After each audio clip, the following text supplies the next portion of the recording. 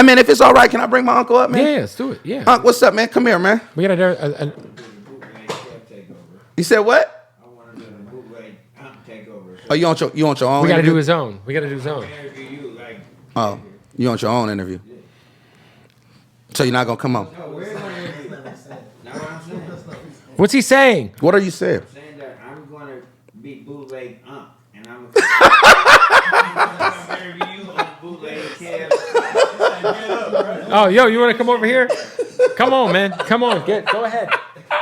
First time ever. Take over. You gotta be creative, that's it. So you took over the show.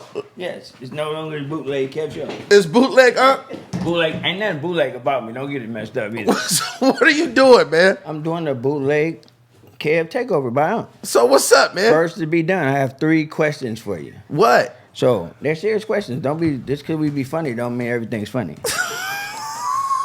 So are you ready, man? You gotta take my interview serious. I'm ready, man. I'm ready. Let me get serious. Let me get back in interview mode. All right, you ready? All right, what? So, growing up in the hood or the urban communities, however you want to address it, a lot of our kids come up without being properly trained how to have dreams, goals, and how to accomplish them. A lot of us, we just go through life trying to survive and trying to figure it out because no one invested in us that we can be anything we want to be. You know, some people, certain households, their parents really invest in them. They push them to be great. They enroll them in all these activities as kids, so they don't really have free time to be able to run around and do other stuff. So, right. What is something that some advice that you would give a kid about chasing dreams? Great question. I feel like the greatest advice is never be afraid to dream. Never be afraid to be more than what you are. Mm-hmm. Never be afraid to venture outside of the walls that have us confined to our neighborhoods. Mm-hmm. When we had our project buildings, we had that gate. And in that gate, we never thought that there could be life outside of that gate. We didn't see a possibility outside of those 4 corners that we called our hood, our block. It was the store, it was the school, it was the turf, it was the steps. Mm-hmm. And outside of that, we felt like there was no place for us. And the greatest thing that my mother did for me was she cultivated my imagination. All right. She allowed me to have an imagination. Because in order to surpass those walls and those blocks and those corners that we come from, the only way that we're able to fly over them is through our imagination. Okay. And my greatest advice to these children, to these kids, to parents, to big homies, to anybody that comes from our areas, never corrupt a child's imagination. Mm-hmm. Allow them to do that. Like I told a person on Christmas, you believe that, whatever you believe in, allow that child to believe in Santa. Allow that girl to have her imaginary friend that she talks to, that doll that she talks to. Allow that kid to, right. Imagine. Right, imagine. Because sometimes your imagination is the only thing that can get you out of those situations. Yeah, because you can become so consumed by what your day-to-day the reality life, of what's your reality around you that a dream, like something that you would think is possible for you, you would think that your situation in life won't make it possible. Takes you out of the equation of being able to reach those things. For sure. Why so serious today, though? Right. I thought you was going to get over here. No, I got another question, nephew. You taking over his own interview? What are you doing? Why are you? He ain't sweating me. Why you sweating me? You wasn't sweating her like this. He's got 3 Let me do my What's the next question? So the next question is this, right, nephew? Along our journey in life, a lot of things happen that we may not be ready for. We may not be willing or ready to take on, but we have no choice because it's just what comes with our journey in life. Like we don't be able to pick what's ahead of us. Right. We only can prepare ourselves to deal with it when we get there. I don't like to use the word regret, so I'm gonna say, what is one mistake you may have made in your rap career that you can explain that may give another up and coming rapper some knowledge on what maybe he might not want to do when it comes to his career that may prevent him from maybe shortening his career, maybe making it go a little slower? Like what is a mistake that you may have made that somebody else may be able to get something out of? The difference between confidence and arrogance. Coming up, I've always been confident. Right. But sometimes You was arrogant. we don't understand that there's a difference between confidence and arrogance. Arrogance is it's a thin line between being humble and being hubris. And that arrogance is the thing that offends people. Right. And you're intentionally slighting someone just because you may want them to look at you a certain way, or you want them to put some certain respect on it. And there's no need to do that. Like, if you're a good person, there's no need to treat anyone bad. Right.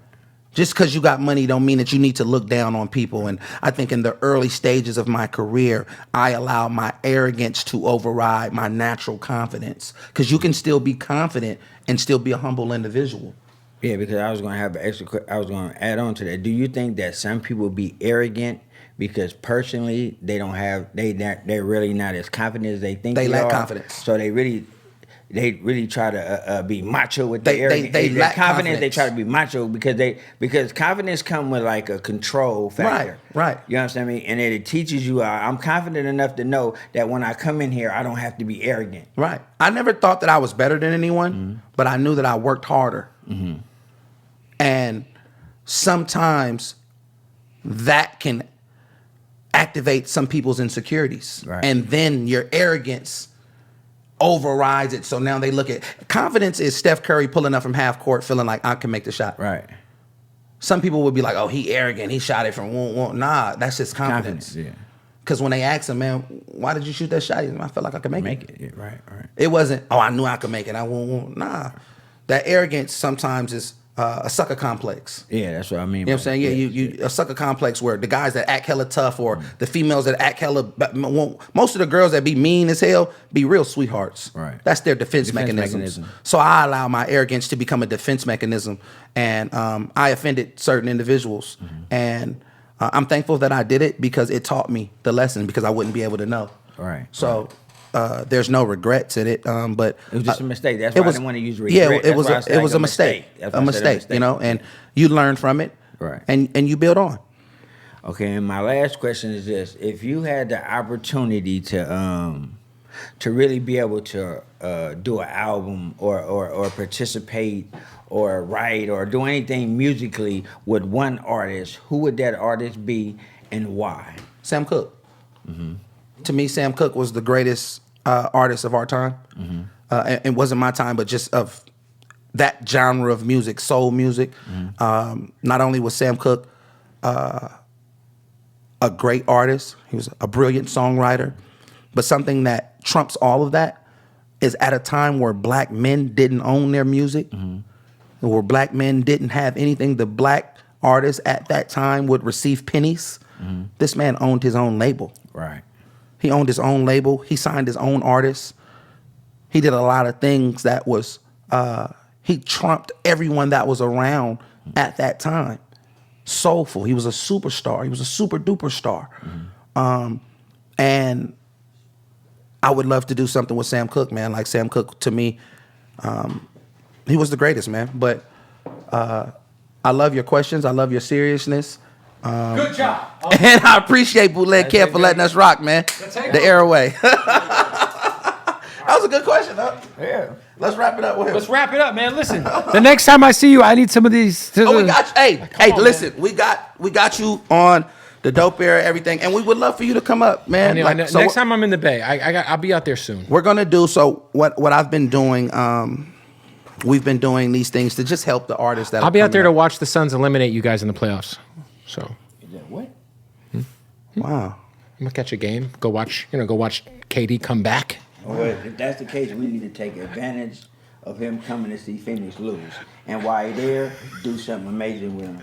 Throw something. Let's do it. Yeah. Let's do We it. could do the watch party at the club. Right. Whatever we got to We do. go to the game. I'll be super excited to watch you guys lose to the Suns in the playoffs this year. Yeah, we can do it after party. Can I ask you a question? Huh.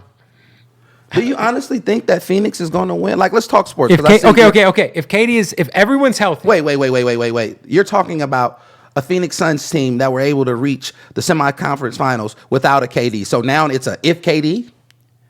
Well, first of all, we just got rid of Cam Johnson and Mikal Bridges, who were very important parts of that team. Okay. 2, if Kevin Durant is healthy, I don't think anyone's going to beat us.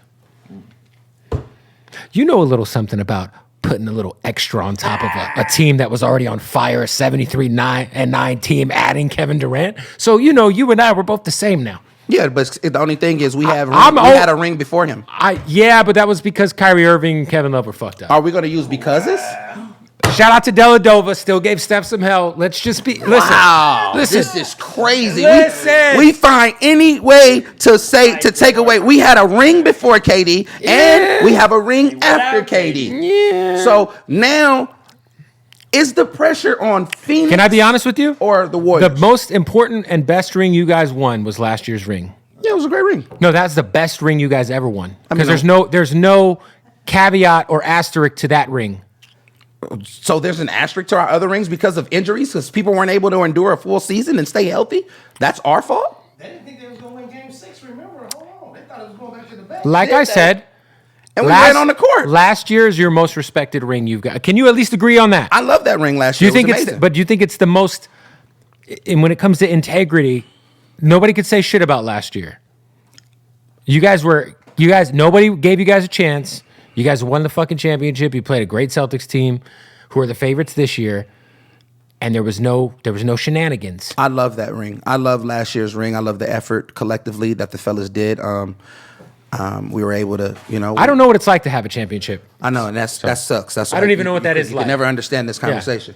But the beauty of it is, I think the ring that we missed out on was the most important to me, which is crazy. Like the 73-9. Yeah. That was heartbreaking.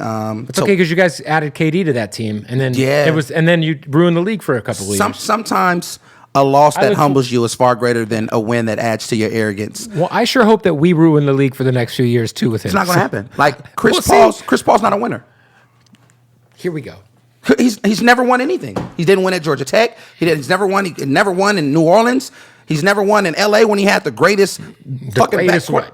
What? Blake Griffin and DeAndre Jordan? It was alley-oop central, Lob City. Not the greatest though. I mean, for that time, an athletic in his prime, Blake Griffin dunking over anyone. All you got to do is throw the ball up, and you couldn't win. You lose. You come down 3-1. You lose that. They had bad injury luck. Man, Chris Paul will forever have bad luck some way along. Except this year. Some way along life. You know what I'm saying? The only thing that he did was what he did and what he did to that woman. And how do you feel about salute him. How do you feel about this is can we make a prediction that this is Draymond's final year with the Warriors? No. You think he's staying? I think the Warriors organization know how important how important Draymond is. I think he wants to go to the Lakers and play with his best bud, man. I think he definitely wants to go to the Lakers just based off the fact Rich Paul and his whole management agency team. And his bestie. And, and LeBron, him and LeBron are definitely friends. But who would have thought that they'd end up being best friends after he nailed him in the nuts and cost him the ring? Here we go. Yeah. Who would have thought? And then they're going to end up playing together next year. It's going to be Draymond and D'Lo and AD. You know what's weird? LeBron. If the Warriors don't pay Bob Myers, then Draymond leaves. True.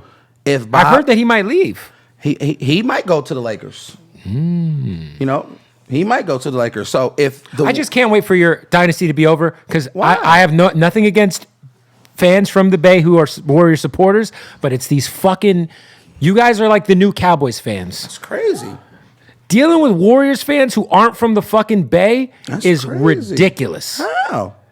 Like, I mean, it's like John Cena. It's like John Cena fans. Are you mad because there's more Warriors fans at the Suns game? Of course, you're a fucking John Cena fan. That's real fucking convenient. Are you mad because there's more Warrior fans at the Suns game? Do you see that? That's 10 years old, buddy. Listen, is that a Joe Smith jersey?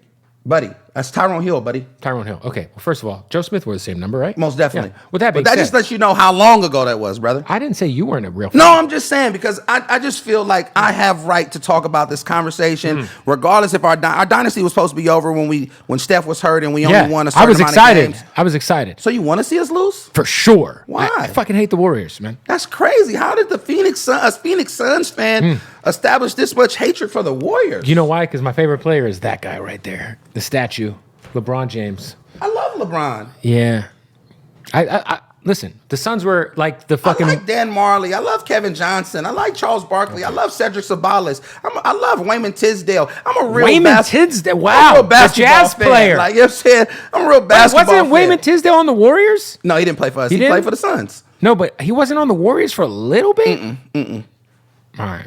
No, so like When he was on the Suns, he put out a jazz album. yeah, he did. He played the bass. Yeah. I love the Phoenix Suns. I love what you do. I love Tom Chambers, everything that you got. I can never see myself wanting to see a team just deliberately lose. I don't. Well, that's hate. where you and I Yeah, are that's different. great. When your Because birthday? I want to see the When is your Warriors. birthday? January 27th. And you're an Aquarius? How can this be? I'm an Aquarius. Why are you act like this? I fucking hate the Warriors, man. That's crazy. Yeah, I'm over it. We're gonna continue this sports show. I'm pretty over soon, this shit, man. Hey man, thank you though, brother. Of course, bro. I Appreciate you. man, Yes, sir. For real, man. As always, nothing but love. Northern California, Southern California. Let's continue to be able to create and show the world, man, that California is. Hey man, we're one of the most creative places in the world. Let's continue to keep working together, artists, and keep building. And Central Cali, big And shout pay out these to high Fresno. taxes. And yes, definitely expensive to live here, man. Unc and Fab show going worldwide, man. And I thank you, man. Thank you. Appreciate you. There it is.